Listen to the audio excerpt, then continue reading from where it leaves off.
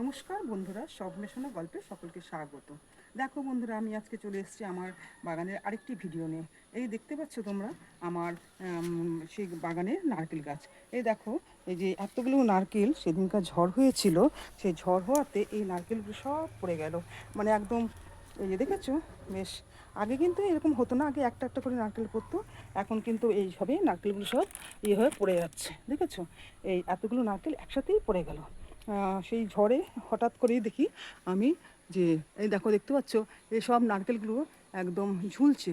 হ্যাঁ, আজকালের মধ্যে হয়তো এগুলো একটু ঝড় দিলেই ওগুলো আবার সব পড়ে যাবে। এই যে দেখো, আমি দেখাতে পাচ্ছি যে দেখো, এখন আমাদের আর নারকেল কিনতে হয় না। আমার বাগানের যে নারকেল গাছ আছে সেটি আমি নারকেল ব্যবহার করি আর কি। আমার খুব ভালো লাগে নারকেল খেতে। এই কয়েক বছর ধরে আমার নারকেলটা হচ্ছে। হঠাৎ করে দেখি, কোনোদিন এরকম হয় না, আজকেই এরকম হলো। দেখলাম যে নারকেল একদম এতগুলো নারকেল একসাথেই পড়ে গেল। তাই ভাবলাম আমার ফেসবুকের পেজের বন্ধু যারা রয়েছে, আমি তাদের সাথে আমার এই নারকেল গাছের নারকেলগুলোকে শেয়ার করলাম। আশা করি তোমাদের নিশ্চয়ই ভালো লেগেছে।